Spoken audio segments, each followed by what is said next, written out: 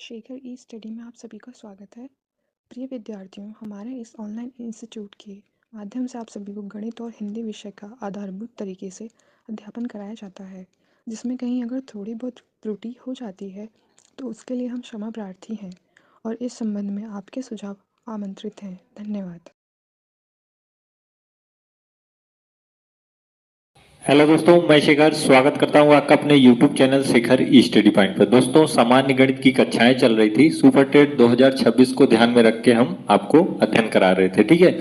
इसके पहले पार्ट 11 तक आ चुके हैं। अगर आपने नहीं देखा है तो प्लेलिस्ट बनी हुई है, उसमें जाके सारे पार्ट अवश्य देख लीजिएगा, ठीक है। उसी क्रम में आज पार्ट 12वां होगा। हम इकाई के अंक से रिलेटेड प्रश्नों को हल कर रहे थे। इकाई के अंक के सारे नियम हमने आपको बता दिए थे। यूं कह दे तो हमने नंबर सिस्टम, संख्या पद्धति, आप कह लीजिए अंक की क्षमता का जो एक टॉपिक है, उससे जो आपके एग्जाम के दृष्टि से महत्वपूर्ण जो तथ्य होते हैं उन सारी चीजों को हमने आपको बता दिया, ठीक है। अगर आपने नहीं देखा है तो अवश्य देख लीजिएगा।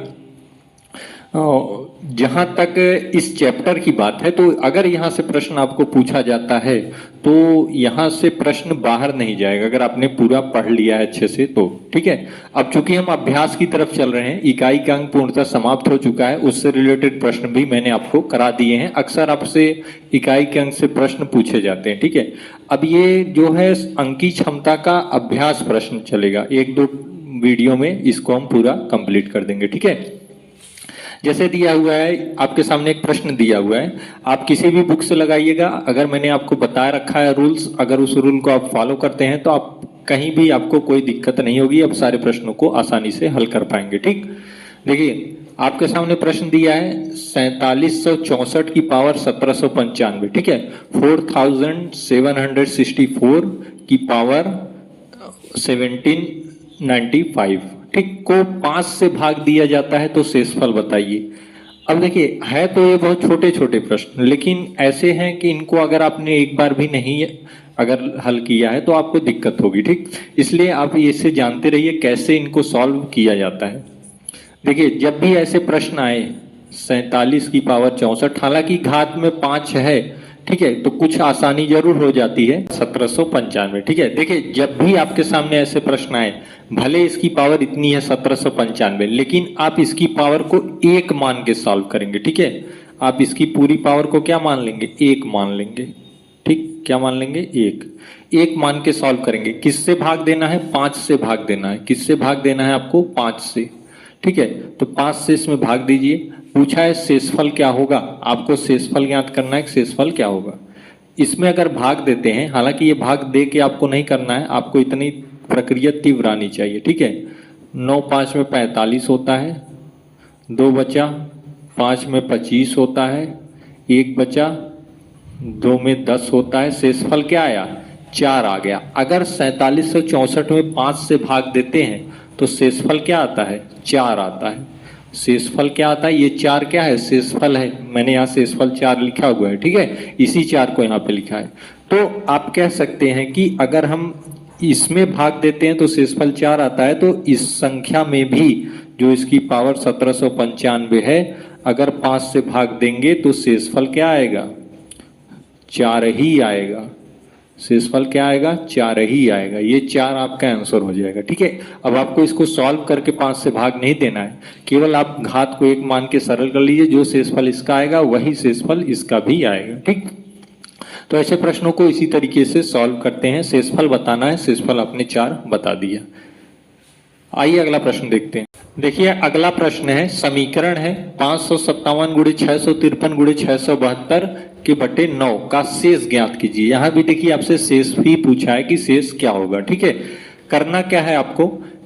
9 से विभाज्यता का नियम आप जानते होंगे, मैंने आपको बताया है कि 9 से विभाज्यता का नियम क्या होता है। अगर किसी संख्या को आप 9 से विभाजित करते हैं तो उस संख्या के जितने अंक हैं सबको जोड़ देंगे। अगर वह 9 से कट जाता है तो संख्या पूरी 9 से विभाजित हो जाएगी, ठीक है।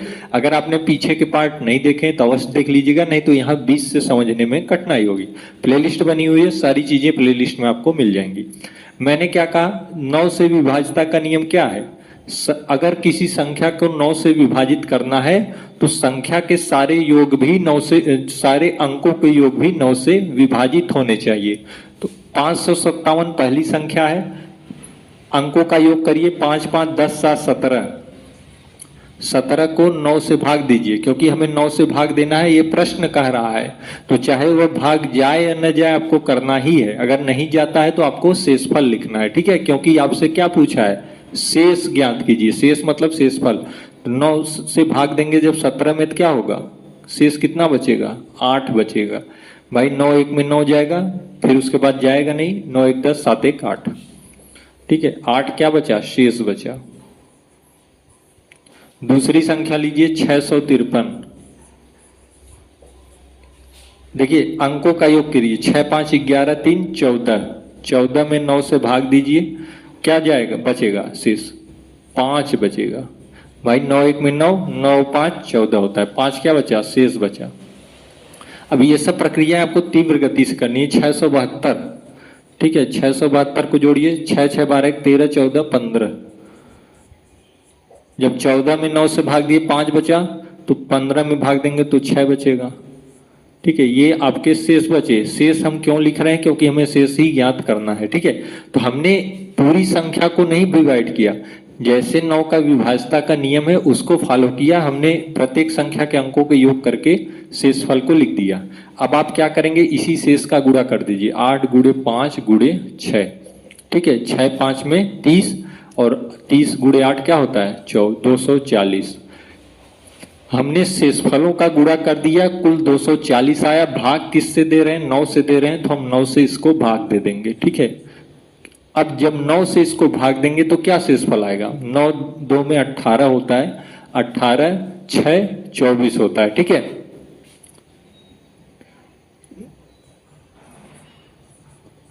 नौ से जब भाग देंगे, 9 2 में 18, 6 बचेगा, ठीक है, 9 6 में 54, कितना शेष बचा, 6, 54 6 60। तो शेषफल के, चूंकि आपको शेष ज्ञात करना है तो शेष क्या बच रहा है, 6, यही 6 क्या होगा, आपका आंसर हो जाएगा, ठीक है, यही 6 क्या होगा, आपका आंसर हो जाएगा।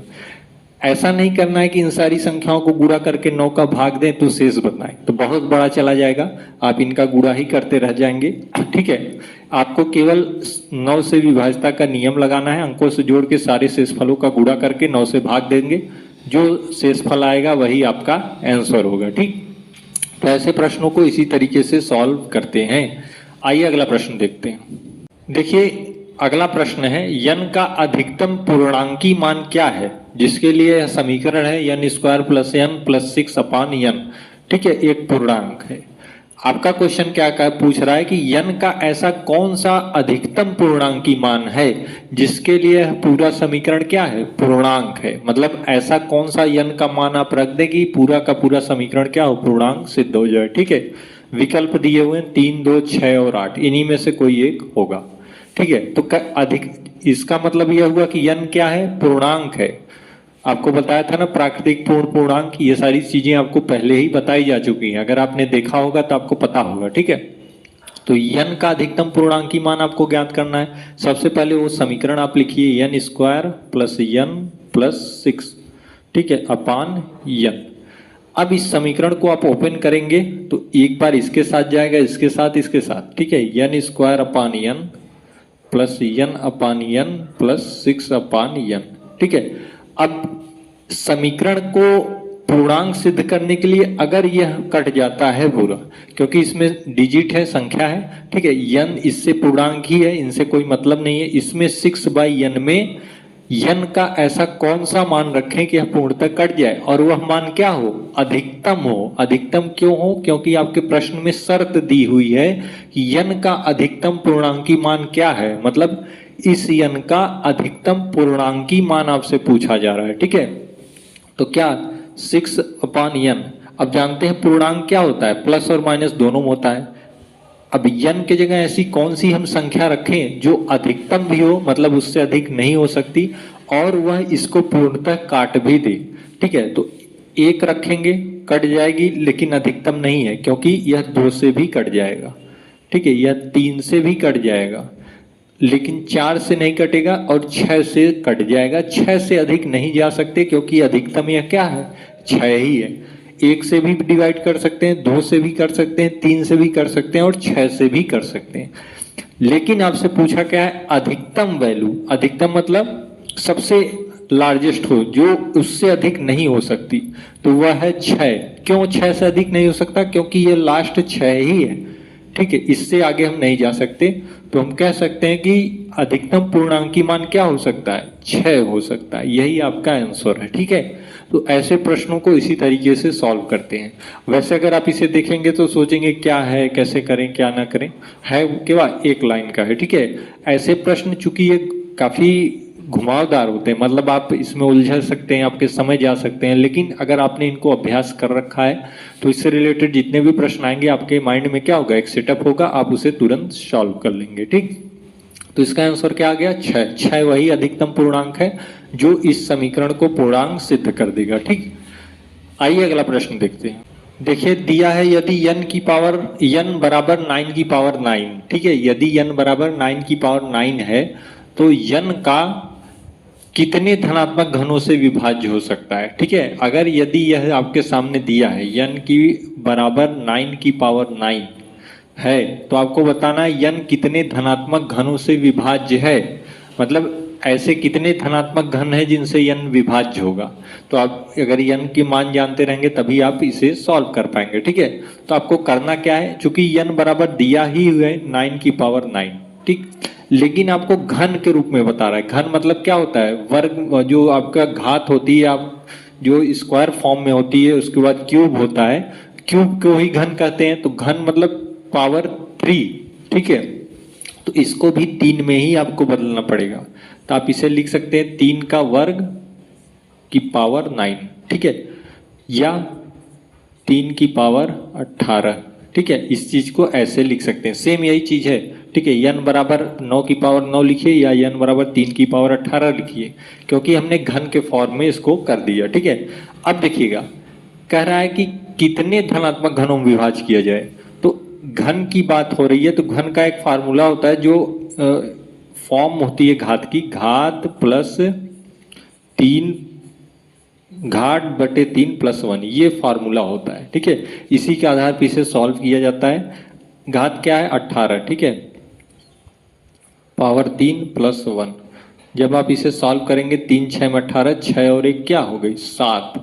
यही आपका आंसर हो गया। मतलब कितने धनात्मक घनों में विभाज्य है, 7 धनात्मक घनों में विभाज्य। कैसे किया हमने, n बराबर 9 की पावर 9 था, हमने इसे 3 की पावर में कर लिया। 3 की पावर 2 मतलब 9 होता है, और 9 पावर 9 वैसे ही लिखा।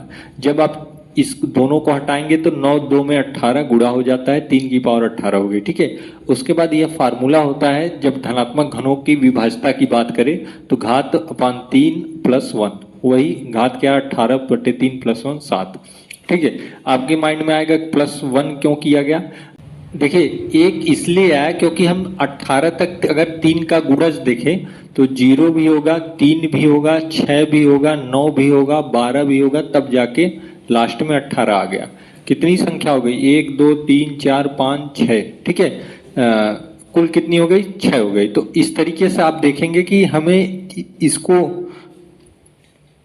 एक को लिखने का मतलब यही 0 होता है। ठीक है, इसलिए हम आपको आगे करके 0 को 1 करके लिखते हैं। हालांकि आप ये फार्मूला आप जानते रहिए, सीधे सीधे फार्मूला लगाइएगा, ये आपसे नहीं पूछा जाएगा कि क्यों लिखते हैं। ठीक है, केवल आप प्रश्नों को सॉल्व करिए और +1 करके आप अपना आंसर लिखिए। तो ये आपका आंसर हो गया। मैंने आपको जैसे जैसे बताया आप इस चीज को देखते रहिए, ऐसे प्रश्न आपके एग्जाम में बनते हैं। आप अगर 1-2 प्रश्न ऐसे सॉल्व किए रहेंगे तो आसानी से कर पाएंगे। ठीक है, अब वह समय गया कि बहुत सरल सरल आपसे प्रश्न पूछ दे। क्योंकि आप क्या कर रहे हैं, सुपर टेट का एग्जाम दे रहे हैं, टेट क्वालिफाई करके आए हैं, टेट में भी आपने मैथ को देखा है, अब उससे हायर लेवल का मैथ आप सुपर टेट में देखेंगे। ठीक है, तो ये आपके कुछ 4-5 प्रश्न थे जिन्हें मैंने आपको बताया है। आज के पार्ट को छोटा ही रखते हैं, यहीं पे समाप्त करते हैं। अगले पार्ट में कुछ प्रश्नों की संख्या अधिक होगी और वह अंक की क्षमता का अंतिम पार्ट होगा। ठीक है, उसके बाद हम अपने दूसरे टॉपिक पे चलेंगे। लगभग इस पे 7-8 पार्ट आ चुके होंगे। हमने आरंभ में आपको प्रीवियस ईयर के पेपर सॉल्व कराए थे, अगर आपने नहीं देखा है तो उन्हें अवश्य देख लीजिएगा। उससे क्या होता है, एक आइडिया मिलता है कि कैसे प्रश्न आपके गणित में आए हैं, क्योंकि परीक्षा का आयोजन केवल एक बार हुआ है 2019 में, तो उस सारे प्रश्नों को हमने आपको सॉल्व करा दिया है गणित के, ठीक है। तो आप अवश्य देख लीजिएगा। तो आज के पार्ट को हम फिलहाल इतना ही।